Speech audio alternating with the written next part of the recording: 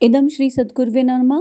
जन्म शताब्दी पुस्तक माला राम का चरित्र हमारा प्रेरणा स्रोत, डे 18 पार्ट 1।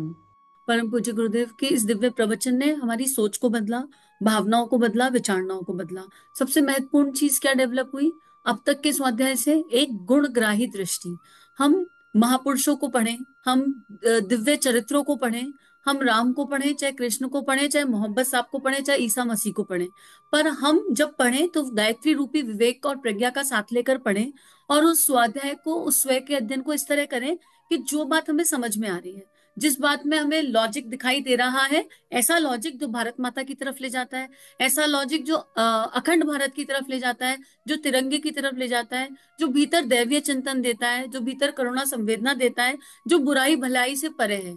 मतलब वो दैहिक बुद्धि नहीं, गायत्री रूपी प्रज्ञा और विवेक के साथ जो ज्ञान आता है, जो विज्ञान आता है, उस विज्ञान को रखते हुए आज की परिस्थिति के अनुसार जो हमें समझ में आ रहा है उसे हम ग्रहण कर लें। और जो समझ नहीं आ रहा, क्योंकि भगवान की लीला अनंत है, भगवान की लीला ये ना तत्व लीला है, और हम इसको समझ नहीं सकते। तो जो हमें समझ नहीं आ रहा, चाहे भगवान राम का चरित्र हो, चाहे भगवान बुद्ध का चरित्र हो, चाहे भगवान कृष्ण का चरित्र हो, चाहे 24 अवतार हो, कोई भी ऐसी चीज जो समझ नहीं आई, उसको गुरु चरणों में रख दें। उसके लिए धारणा ना बनाए, उसके लिए कोई ऐसी बात ना सोचे कि भगवान ने ऐसे गलत किया, भगवान ने वो गलत किया, या ये वाले ऋषि ने ऐसा गलत किया, या ये वाले संत ने ऐसा गलत किया। हम उनकी भावनाओं के स्तर पर जब पहुंच जाएंगे, जब हमारी आत्मीयता का विस्तार उस स्तर पर हो जाएगा जिस स्तर पर भगवान कृष्ण की हुआ, जिस स्तर पर बुद्ध का हुआ, जिस स्तर पर भगत सिंह का हुआ, मीरा का हुआ, तो हमें प्रोबेबली वो तत्व दर्शन, वो लीला समझ में आ जाएगी। ये एक बहुत दिव्य दृष्टि गुरुदेव ने डेवलप करी। क्योंकि अगर हम दैहिक बुद्धि से सोचेंगे तो भगत सिंह को फांसी चढ़कर क्या प्राप्त हुआ होगा? बिल्कुल इलॉजिकल लगता है कि ऐसा क्या भारत माता से प्यार हो गया कि हंसते, और फांसी चढ़ रहे, हंस रहे, मुस्कुरा रहे, और मुस्कुराते हुए कह रहे हैं कोई बात नहीं, आप मुझे फांसी दे दीजिए, और मुझे फांसी लगेगी तो एक भगत सिंह जाएगा और 1000 जीवंत हो जाएंगे। क्या कोई लॉजिक है इस बात का? लेकिन वो भावनाओं का तत्व दर्शन। ऋषि दधीची को क्या मिला होगा जब इंद्र आए और कहने लगे कि आपकी हड्डियों से वज्र बनाना है, और वो मुस्कुराते मुस्कुराते हड्डियां दे दिए। अरे वाह, मेरी हड्डियां देश के काम आएंगी, भगवान के काम आएंगी, ले लीजिए। उन्हें क्या मिला होगा? क्या हम इस बुद्धि से इस बात को समझ सकते हैं? क्या हम इस प्रेम से इस बात को समझ सकते हैं? एक एग्जाम्पल से समझ सकते हैं। एक माँ जब एक बच्चे को जन्म देती है तो 206 हड्डियां टूटती है लगभग, ऐसा विज्ञान कहता है, इतना दर्द होता है। लेकिन फिर भी हम दूसरी संतान के लिए तैयार हो जाते हैं। वो कौन सी ऐसी बात है कि हम एक बच्चे को जन्म देने के बाद दोबारा उतना दर्द सहने को तैयार हैं? और वो दर्द भूल जाते हैं, प्रसव पीड़ा भूल जाते हैं। कैसे भूल जाते हैं? ये देखिए, जब अपनी संतान के प्रति प्यार है और हम उतना 206 हड्डियां टूटने जितना दर्द, या ऑपरेशन की वो जो क्रिटिकलिटी होती है उससे होकर गुजर गए, एक बार उसको जी लिया, और फिर हम दोबारा तैयार हैं। क्या है वो शक्ति? कहाँ से आई वो शक्ति? प्रेम में वो शक्ति है। अब बात यह है कि ये प्रेम किससे हुआ? भगत सिंह को हो गया भारत माता से प्रेम, मीरा को हो गया भगवान श्री कृष्ण से प्रेम, तुलसी को हो गया राम से प्रेम, हनुमान को हो गया राम से प्रेम। डिपेंड करता है कि हमें प्रेम किससे है। और जिससे हमें प्रेम हो जाता है उसके लिए हम अपना सर्वस्व अर्पण करने को तैयार रहते हैं। तो परम पूज्य गुरुदेव यही कह रहे हैं कि अभी हमने वो प्रेम जिया तो है नहीं। वो प्रेम जो अखंड भारत की ओर ले जाए, जो तिरंगे की ओर ले जाए, वो हमने जिया नहीं। और क्योंकि वो हमने जिया नहीं, इसलिए ईश्वर की समस्त लीलाओं को हम समझ नहीं सकते अपनी छोटी बुद्धि से। इससे बेटर है जितना समझ लिया उससे सीखें, और सीख कर ये सोचें कि अपने जीवन में उन्हें कैसा उतारा जाए। अगर हम किसी महापुरुष को पढ़ रहे हैं तो मात्र एंटरटेनमेंट के लिए ना पढ़ें। अगर हम ऋषियों की, संतों की लेखनी को पढ़ रहे हैं, उसका स्वाध्याय कर रहे हैं, तो ये मनोरंजन का साधन नहीं है मित्रों। ये मनोरंजन का साधन नहीं है, ये मन को मांझने का साधन है, मन के रंजन करने का साधन है। ये मन को तीव्र और सही दिशा देने का साधन है, प्रवर्त मन को आध्यात्मिक मन में बदलने का साधन है, समस्त वासनाओं को उपासना में बदलने का साधन है। और हमेशा गैप फाइंड आउट करें कि उनके जीवन में क्या था और हमारे जीवन में क्या है। इसलिए हमारे एक आइडल होने चाहिए। आजकल के डेट में जो हमारे आइडल हैं वो क्या होते हैं? वो फिल्म स्टार्स बन जाते हैं, वो बॉलीवुड हॉलीवुड के स्टार्स बन जाते हैं, या मेटेरियलिस्टिक वर्ल्ड में जिन्होंने बहुत कुछ किया है वो बन जाते हैं। कोई बुराई नहीं है, लेकिन आप सीख क्या रहे हैं उससे? हम उससे जान क्या पा रहे हैं? हमारे पास प्रतिभा है और हम शॉर्टकट से उस प्रतिभा से टॉप पर पहुंचना चाहते हैं। आजकल जो इतनी रील्स बनती हैं, और उस रील में लोग कई बार अपनी प्रतिभाओं को दिखाते हैं, डांस या पेंटिंग या म्यूजिक या कुछ भी गाना, लेकिन किस तरह का डांस, क्या वो मैटर नहीं करता? किस तरह का म्यूजिक, किस तरह की पेंटिंग, किस तरह के गाने हम गा रहे हैं, क्या वो मैटर नहीं करता? और उसके पीछे मूल उद्देश्य क्या होता है? क्या पता हमारी ये रील वायरल हो जाए, और वायरल हो जाए और हम उस टॉप लेवल पर पहुंच जाएं जहां हमारा मन चाहता था। अगर आपने एक अश्लील डांस करके, एक अश्लील गाना गा के अपने आप को वायरल कर भी लिया, आपके टैलेंट को लोगों ने देख भी लिया, तो वो लॉन्ग टर्म सक्सेस नहीं रहेगी, वो शॉर्ट टर्म हो जाएगी। इसलिए शॉर्टकट का रास्ता मनुष्य धर्म में तो नहीं अपनाया जा सकता। मनुष्य जन्म पाया है तो कोई शॉर्टकट नहीं है। इट इज अ जर्नी जो धीरे धीरे होती है, मध्यम गति से होती है, और अपनी भावनाओं को समझकर होती है। जिसने भीतर में क्या छुपा है उसको जान लिया, उसको बाकी कुछ जानने की आवश्यकता नहीं है, और उसका मन हमेशा मुस्कुराता है, उसे किसी शॉर्टकट की आवश्यकता नहीं है। तो धीरे चले, चलेगा, लेकिन उचित रास्ते पर चले, नीति के रास्ते पर चले। और इस राम जी के इस स्वाध्याय से, पर प्रभु राम जी के चरित्र से परम पूज्य गुरुदेव ने हमें संयम सिखाया और सही रीति नीति पर चलना सिखाया। अगर हम ध्यान से इस स्वाध्याय की गहराई को देखेंगे तो भगवान का प्यार सिखाया कि देह भाव के इतने सारे लोगों को हमने प्यार किया, उन पर अपना सर्वस्व लुटा दिया, और उसके बाद क्या हो रहा है? सुख दुख हो रहा है। इसने ये नहीं दिया, उसने वो नहीं दिया। इससे बेटर भगवान के प्यार की तरफ चले। भगवान का प्यार क्या देगा? भगवान का प्यार संत बनाएगा, सुधारक बनाएगा, और उसके बाद आराधना अपने आप हो जाएगी, यानी शहीद बनाएगा। इसको पिछले 2-3 ऑडियो में गुरुदेव ने बहुत खूबसूरती से बताया है कि वो क्या डेफिनेशन है। और एक संत, एक सुधारक, एक शहीद, यही है उपासना, साधना, आराधना। संत इज इक्वल टू उपासना, सुधारक इज इक्वल टू साधना, और शहीद होना इज इक्वल टू आराधना। यही गुरुदेव ने 3 सूत्र दिए। तो इन सूत्रों के माध्यम से और फिर हनुमान जी के दिव्य चरित्र के माध्यम से गुरुदेव ने हमें एक दैवीय यात्रा कराई। अब गुरुदेव कह रहे हैं कि अगर अभी भी बात समझ में नहीं आती तो आगे समझो। क्या कह रहे हैं साथियों? हिरण्यकश्यपु वह है जिसे केवल पैसा दिखाई पड़ता है, सोना दिखाई पड़ता है, ज्ञान दिखाई नहीं देता। हिरण्याक्ष जिसकी आंखों को केवल सोना दिखाई पड़ता है। ये 2 भाई थे। कौन थे? हम सबको इनकी कहानियां पता है। हिरण्यकश्यपु को नरसिंह भगवान ने मारा था, और हिरण्याक्ष को वाराह अवतार ने मारा था। आज मनुष्य इसी स्तर का बन गया है। आप लोगों का आज यही स्तर है। आपकी भक्ति नगण्य है। रावण मोह और अहंकार में मारा गया। माँ सीता लोभ में फंस गई और मुसीबत मोल ले बैठी। जो भी व्यक्ति लोभ मोह और अहंकार में फंस जाता है वह इसी तरह मारा जाता है। लक्ष्मण जी ने एक रेखा खींची थी। मित्रों, जो भी व्यक्ति अपनी मर्यादा को कायम नहीं रख सकता वह इसी प्रकार दुखी रहता है। आपके कायदे एवं नियम का पालन करना बहुत आवश्यक है, और रामायण इसी कायदे, नियम और मर्यादा का नाम है। कितना दिव्य, कितना श्रेष्ठतम। परम पूज्य गुरुदेव कह रहे हैं कि जहां ईश्वर ने भी अगर मोह किया, माँ सीता के एग्जाम्पल को गुरुदेव क्या कह रहे हैं? माँ सीता क्या सिखाती हैं कि अगर वो जगत जननी, वो शक्ति जो ऋषियों के अंश से जन्मी, जो ऋषियों के तप से जन्मी, जो विदेह राजा जनक के माध्यम से जन्मी, अगर उनको मोह हुआ और उस मोह के परिणाम में उनको कौन ले गया? रावण। रावण कौन है आज की डेट में? भीतर ही तो बैठा है रावण।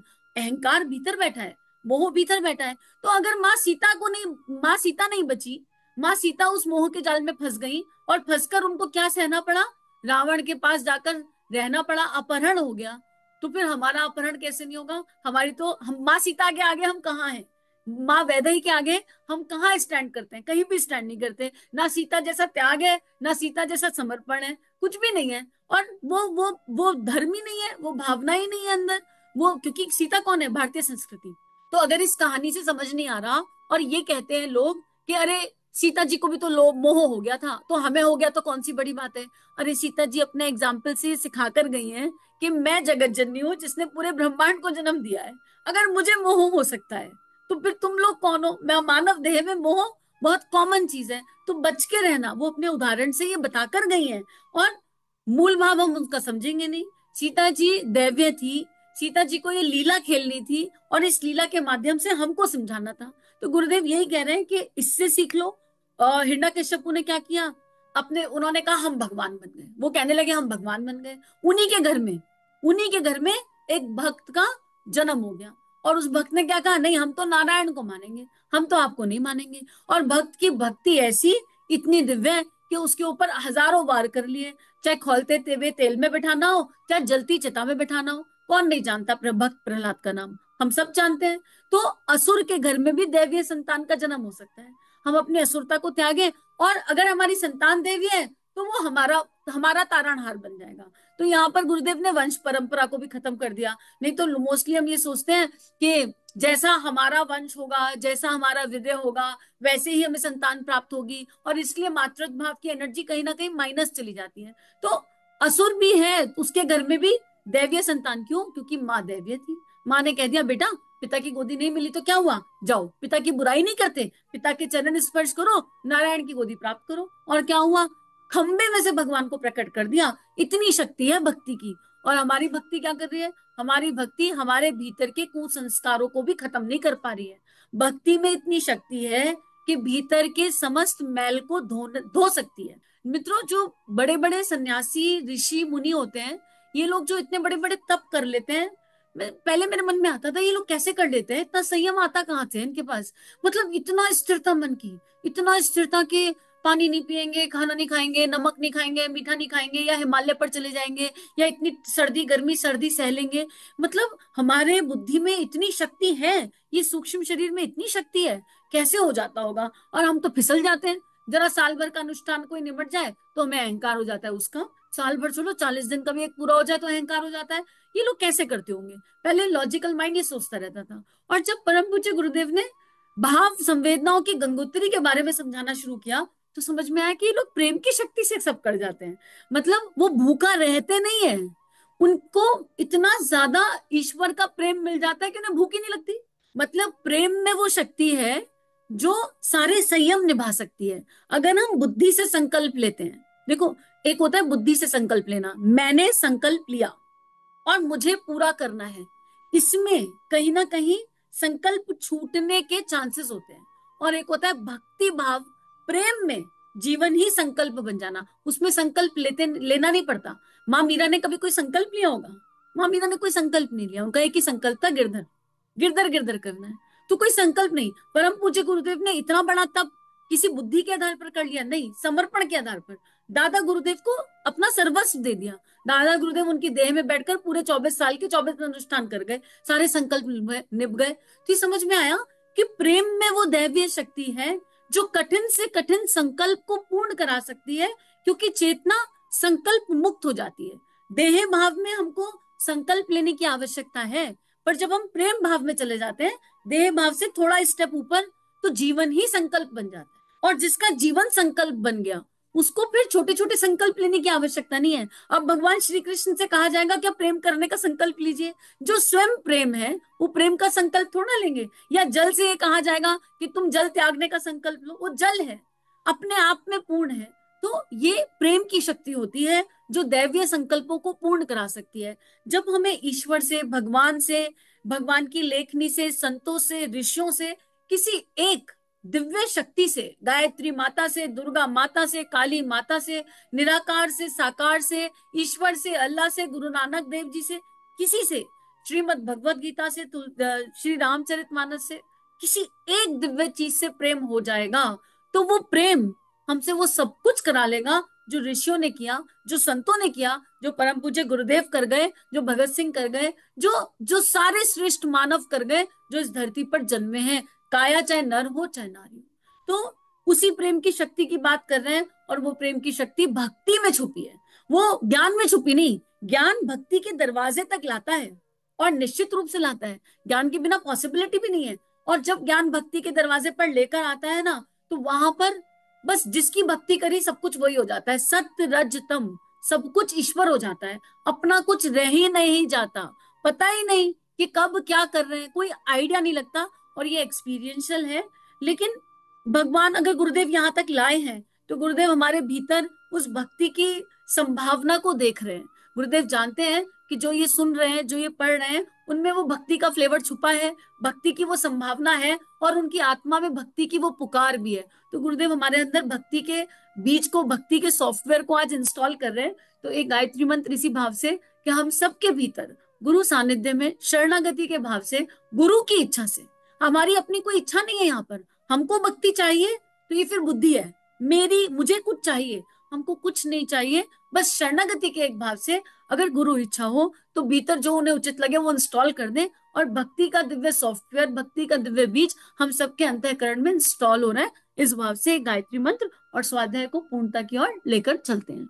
ओम भूर्भुवः स्वः तत्सवितुर्वरेण्यं भर्गो देवस्य धीमहि धियो यो नः प्रचोदयात्।